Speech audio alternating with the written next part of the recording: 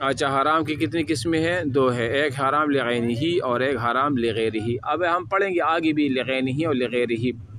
ایک حرام وہ ہوتا ہے جو اپنی ذات کے اعتبار سے کیا ہو، وہ حرام ہو، اپنی ذات کے اعتبار سے حرام، اسی وجہ سے نہیں۔ مثال جیسے اس کی بہترین مثال ہے جیسے ذات کی وجہ سے، جیسے کہ اللہ تعالیٰ کے ساتھ کسی کو شریک کرنا، اللہ تعالیٰ کے ساتھ کسی کو شریک کرنا، ٹھیک ہے۔ اور یا مثال کے طور پر جیسے سود لینے کی حرمت ہو، شراب کی حرمت ہو، تو یہ ایسی چیز ہے نا کہ یہ حرام ہے، ٹھیک ہے نا۔ تو یہ حرام لغیرہ کی مثال ہے۔ اور حرام لغیرہ کی مثال وہ ہوتی ہے کہ اچھا یہ جو انہوں نے لکھی ہے نا سود ہے نا، سود کو انہوں نے حرام لغیرہ، لیکن ایک اعتبار سے اگر اس کو دیکھنا تو یہ حرام لغیرہ کی بھی بن سکتی ہے، کیونکہ سود میں جو حرمت ہے نا وہ کسی غیر کی وجہ سے ہے، کیونکہ اس میں غیر کی مجبوری سے غلط فائدہ اٹھایا جاتا ہے، یہی ہے نا۔ تو یہ اس میں بھی ایک قسم یہ بن سکتی ہے نا کہ حرام لغیرہ کی وجہ سے، کہ جب میں کسی کو کہہ دوں کہ میں آپ سے 1,00,000 روپے میں آپ کو دوں گا اور آپ مجھے ماہانہ کیا دو گے، اس کی 10,000 اوپر دو گے، مطلب اس کے اوپر سود آپ مجھے دو گے نا۔ تو یہ کسی غیر کی وجہ سے کہ کیونکہ اس میں کسی اور کو نقصان ہوتا ہے، اس نقصان کی وجہ سے اس کو کیا ہے، اس کو حرام کیا گیا ہے۔ ورنہ تو بیع و شراء میں بھی یہ ہوتی ہے نا، کیا ہوتی ہے، وہاں پر بھی ہم نفع بھی کرتے ہیں وغیرہ وغیرہ، لیکن چونکہ یہاں پر ایک چیز یہ ہے کہ بیع و شراء میں نفع و نقصان دونوں ہوتا ہے، اور سود میں کیا نہیں ہوتا، سود میں ہمیشہ کیا ہوتا ہے،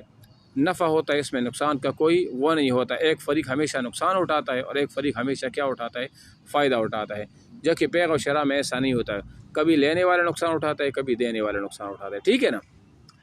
اچھا جی، اچھا ادھر لکھا ہے، اچھا ٹھیک ہے۔ اچھا،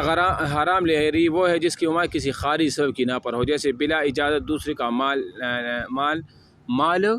لے لینے کی ممانعت ہو، سود دینے کی ہو، ادھر دیکھیے ادھر بھی ہے، ٹھیک ہے، سود دینے کی حرمت ہو، کیونکہ مقروض کا اپنی طرف سے کچھ اضافہ کے ساتھ قرض کا واپس کرنا گناہ تو نہیں ہے نا، جیسے میں نے بتا دیا۔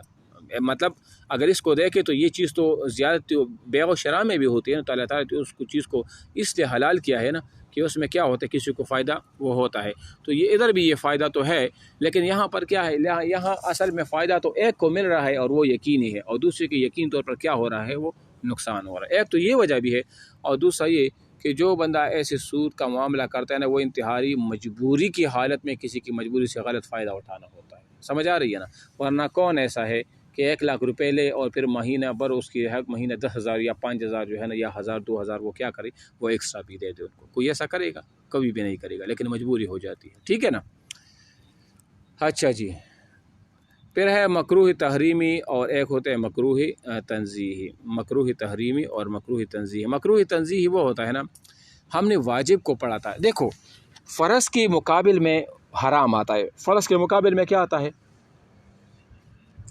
حرام۔ یعنی فرض ہم نے کیا کہا تھا فرض کے بارے میں، کہ جو دلیل قطعی سے ثابت ہو، ثبوت بھی قطعی ہو اور معنی مفہوم کے اعتبار سے بھی قطعی، وہ فرض ہے، تو اس کے مقابل میں حرام ہے۔ حرام بھی اسی طرح ہوتا ہے کہ اس کا ثبوت بھی کیا ہو،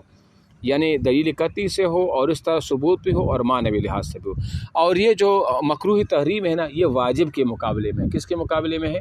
واجب کے مقابلے میں ہو، یعنی واجب کی ثبوت میں کہیں نہ کہیں کیا ہوتا ہے، شبہ تو ہوتا ہے، اس کے معنی مفہوم میں نا کیا ہوتا ہے، شبہ پایا جاتا ہے۔ اب مکروہ تحریم، اب مکروہ جو ہوتا ہے نا، اس میں بھی کیا ہوتا ہے، کہیں نہ کہیں شبہ وہ پایا جاتا ہے اس دلیل کی وجہ سے، کیونکہ وہ دلیل ایسا ہوتا ہے۔ تو وہ ہے کہ جس کی مما یقینی دلیل سے ثابت نہ ہو بلکہ ظنی دلیل سے ثابت ہو، جیسے استنجا کی وقت قبلہ کی طرف ہو چہرہ یا پشت کرنا،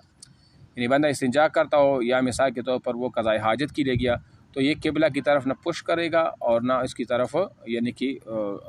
رخ اس طرح کرے گا، ٹھیک ہے نا، کیونکہ حدیث میں ان چیزوں سے استقبال الی القبلہ اور استدبار الی القبلہ اس سے منع کیا گیا ہے، سمجھ آ رہی ہے نا میری بات۔ اچھا اور یہ ظنی اس لیے بھی ہے نا کہ ان میں لوگ کافی رائے جو ہے نا وہ اس میں بھی موجود ہے۔